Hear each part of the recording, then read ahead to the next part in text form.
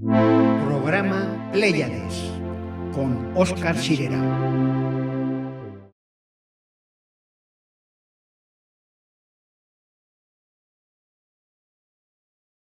From this distant vantage point, the Earth might not seem of any particular interest. But for us, it's different. Consider again that dot. That's here. That's home. That's us. On it, everyone you love. Existe una voz en la fuga cósmica, cuyo mensaje sigue dentro de nosotros. Aquello que es cierto, aquello que es importante, resuena por el paso del tiempo. El universo tiene una voz en la Tierra que habla por él, uno de muchos representantes. Sin embargo, nadie pudo hacer de forma tan íntima y especial la ciencia.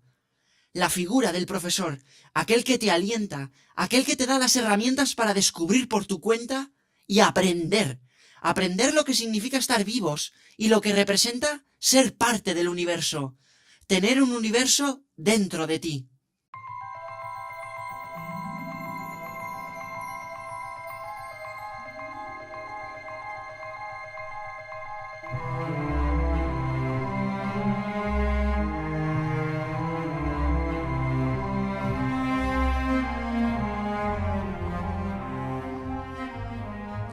Aquí y ahora, este especial me llena de nervios. ¿Cómo representar con el máximo respeto y cariño a una figura que te ha marcado tanto, sin haberla conocido? Al doctor Carl Sagan y a mí nos separan 2 generaciones. Estoy más lejos de él que de nadie. Vivió en una época que yo no he conocido y anduvo por unos terrenos que yo nunca he pisado. Sin embargo, hay algo que sí que he recibido de él, y es su mensaje, alto y claro. Yo, usted, todos, estamos hechos de restos de estrellas. En otros programas, antaño, hemos hablado de los orígenes de la NASA y nuestra descendencia directa de astrónomos. Este programa, el de hoy, va un paso más allá. Se trata de hablar de la figura más importante a nivel mundial que nos ha hablado de la maravilla del cosmos. Una persona cuya única meta en la vida ha sido intentar que veamos el mundo como él lo veía. ¿Cómo podéis vivir sin todo esto en vuestros corazones?, se preguntaba. Conocer la armonía de los mundos, los engranajes del universo, nuestra propia historia. El cosmos es todo lo que es, lo que fue o lo que será alguna vez.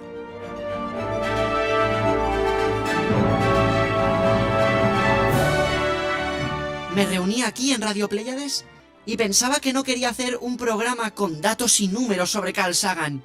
Tampoco quería destinarlo en plan radionovela, dado que sería algo impensable para mí. ¿Cómo marcó su programa Cosmos en el mundo? ¿Cómo veía y sentía Carl Sagan las cosas que le rodeaban? ¿Por qué hablarles de ciencia a los niños y mostrarles la belleza de este mundo era algo tan importante? Y sobre todo, compañeros, ¿por qué en plena Guerra Fría y a punto del holocausto nuclear, se alzó y dijo que no éramos tan importantes, que solo éramos el pálido punto azul en una galaxia perdida, y que aún así éramos capaces de hacer lo imposible, de hacer lo más maravilloso? Acompáñenme al corazón de la mente más maravillosa, al pulsar del conocimiento. Acompáñenme a las estrellas.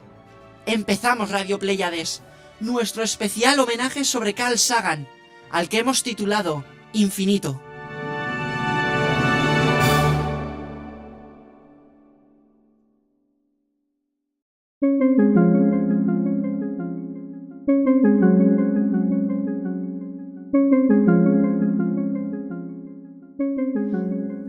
Tengo delante mía un fragmento de su libro, La conexión cósmica, y con un párrafo muy característico me gustaría empezar este especial. Son palabras del propio Carl Sagan. Él decía: cuando yo tenía 12 años, mi abuelo me preguntó, mediante un traductor, pues nunca había aprendido del todo bien el inglés, qué quería ser cuando fuese adulto.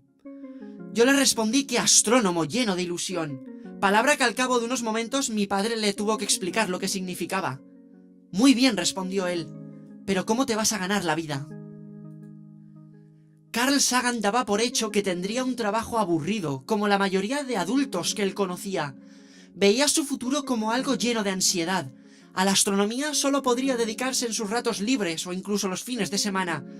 Pero descubrió algo, y es que algunos astrónomos recibían un sueldo por cultivar su pasión y por mostrársela a otros, y aquello lo abrumó.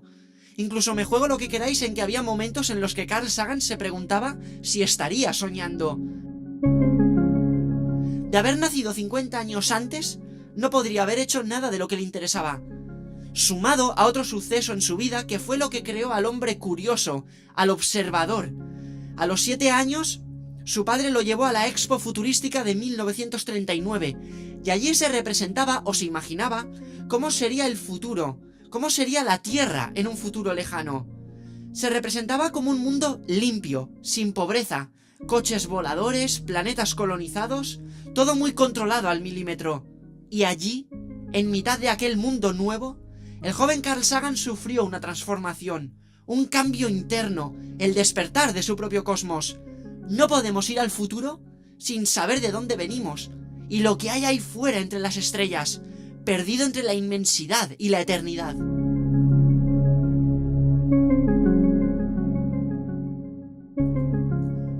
Qué importante es que los padres hagan partícipes a sus hijos de estas experiencias. Así de la verdadera fascinación surge la pasión, y ellos serán los que moldean el mundo, los que nos harán llegar a nosotros al día de mañana. Abrumado por todo aquello, Carl Sagan empezó a mostrar curiosidad e interés por esos puntos brillantes en el cielo de la noche. ¿Qué son?, preguntó a los adultos. Son luces en el cielo, hijo. Pero no era suficiente para él. ¿De qué están hechas las estrellas? ¿Por qué no caen sobre nuestras cabezas? ¿Por qué brillan unas más que otras? Y sobre todo, ¿cómo llego hasta su orilla?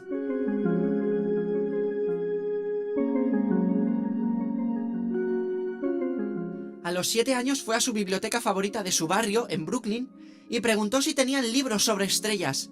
La dependienta le sacó un libro con la portada de Clark Gable. Lo que yo quiero mostraros aquí es el interés que había entonces por el cielo y el firmamento, que era nulo.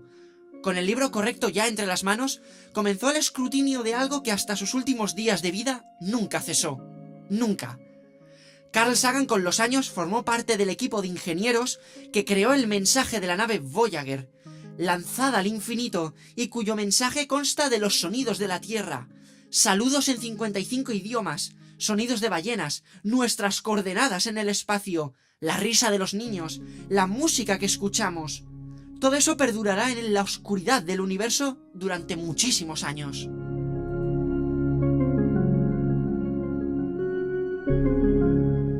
Pero ¿cómo hacer llegar la ciencia y el mensaje a todo aquel que quiera escuchar? Tras conferencias, tras charlas en las escuelas, tras libros, hace falta algo más. Algo que abordar con cariño, algo que rompa fronteras. Un programa de televisión, el legado para todos nosotros. A través del método científico y años de investigaciones, con la verdad y la teoría como base, con el poder de la imaginación y teorías científicas, llegó a nuestros televisores Cosmos, un viaje personal. En plena Guerra Fría un individuo alzó la voz y hablaba a todo aquel curioso que quisiera descubrir la verdad. Y es que no hay límites en el universo. Y su programa fue tremendamente acogido.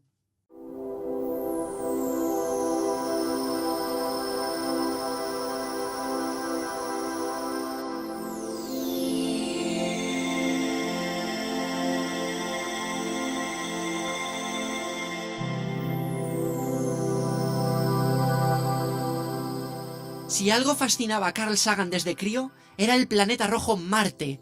En un capítulo de Cosmos nos narra lo que representaba para él.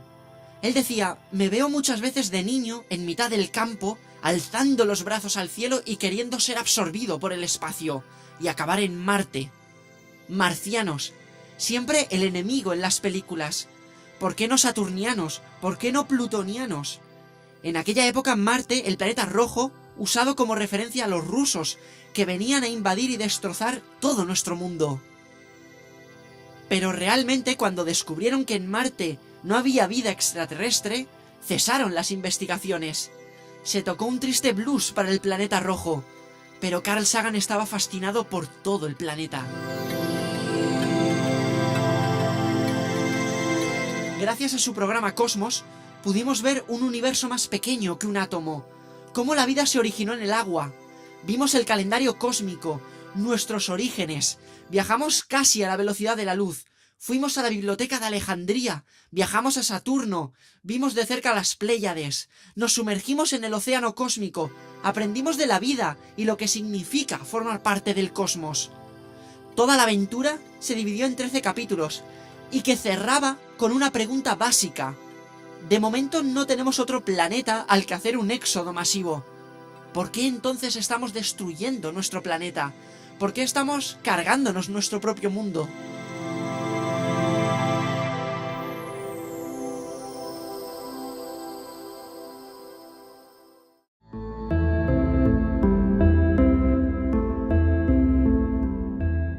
Desde el Big Bang hace 15.000 millones de años hasta nuestros días. Ha sido una andadura difícil, pero aquí seguimos. Aprovechamos la rica herencia del planeta cuando aparecimos, pero la hemos ido desgastando poco a poco. Podemos solucionarlo cooperando entre todos. Carl Sagan creía fielmente en esto, y su programa Cosmos así lo representa. De este hecho, de su andadura y su manera de ver y sentir la vida, surgieron muchos seguidores. Jóvenes científicos que irían aportando su granito de arena a la andadura cósmica, como si Carl Sagan hubiera encendido una antorcha y los demás se la fueran pasando generación tras generación. De ahí surgió la figura de una persona en concreto. Os estoy hablando del cosmólogo Neil deGrasse Tyson, quien de crío conoció a Carl Sagan, y aquello le cambió por completo la vida.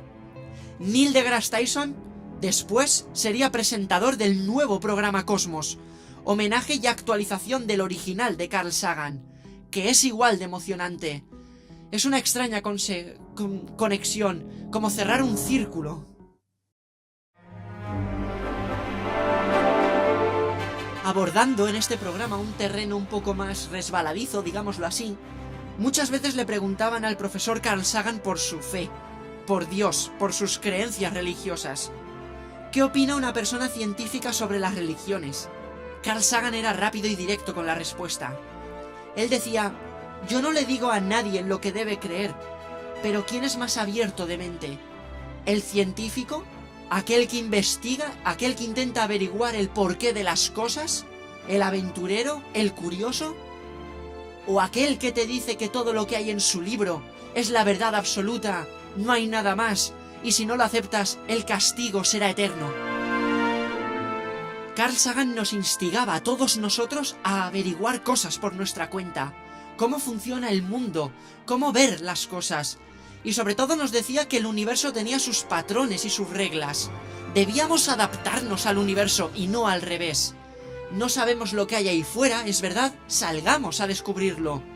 Como decía hace años Jiménez del Oso en su colección de libros Espacio y Tiempo, todos nosotros somos náufragos, decía, somos náufragos cósmicos.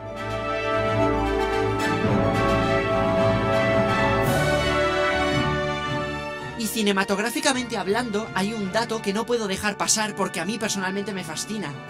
Y es cuando se hizo la película 2001, Odisea en el espacio, del maestro director Stanley Kubrick. A la hora de sacar a los alienígenas, no tenían mucha idea de cómo debería ser su aspecto físico. El autor de la novela, Philip K. Dick, tenía algunas ideas, pero querían algo innovador, algo que rompiera. Así que fueron a casa de Carl Sagan a pedir consejo. Y a mí lo que me gusta, y es lo que hay que imaginarse, todo lo que significó este momento. Los tres pilares grandiosos reunidos bajo un mismo techo. Stanley Kubrick, el director, Philip K. Dick, autor de novelas, y Carl Sagan. Y Carl Sagan, aquella noche, hablando del espacio, de astronomía, de alienígenas, dio con la clave. Y es que no hay que mostrar a los alienígenas en ningún momento. Lo que no ves es lo que juega con tu imaginación.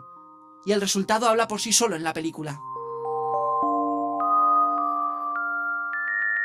Es muy doloroso para mí, personalmente, ver entrevistas de Carl Sagan en sus últimos años de vida.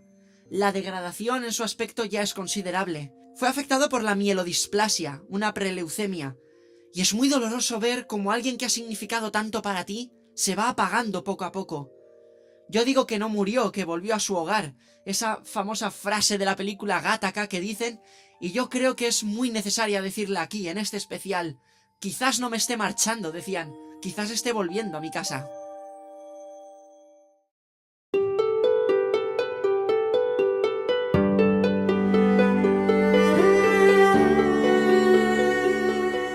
El legado de Carl Sagan, el programa Cosmos, para todos nosotros, fue visto por más de 500 millones de personas en más de 60 países. La serie de más éxito en divulgación científica. Se ha ido remasterizando con los años. La propia viuda de Carl, Ann Druyan, hizo el prólogo de su programa y ayudó a Neil deGrasse Tyson a sacar a flote la nueva versión de Cosmos años después. Han pasado los años, pero el programa Cosmos sigue a flote, como si generación tras generación nos fuésemos diciendo unos a otros que esto es importante, como un tesoro guardado.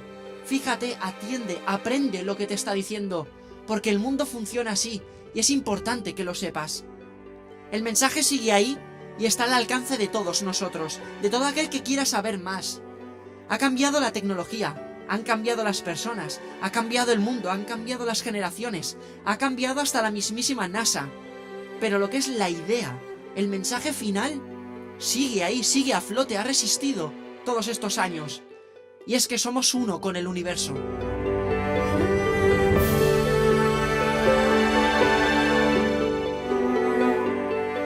Con una respuesta en una entrevista, vamos a cerrar este especial dedicado a un hombre sabio.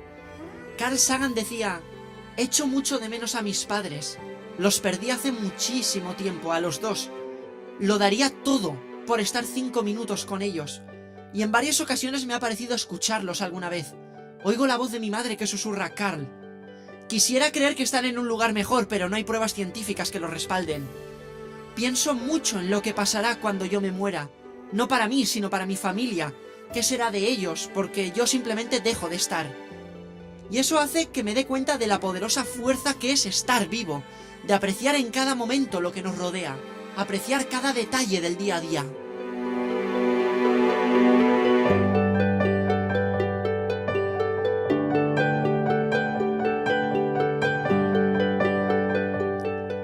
Con esta frase cerramos el telón cósmico de este especial en Radio Pléyades, sabiendo ahora que estamos en conexión con algo más grande que nosotros mismos, sabiendo que hemos hecho un especial sobre una persona que ha marcado a muchísimas generaciones y que su mensaje sigue ahí.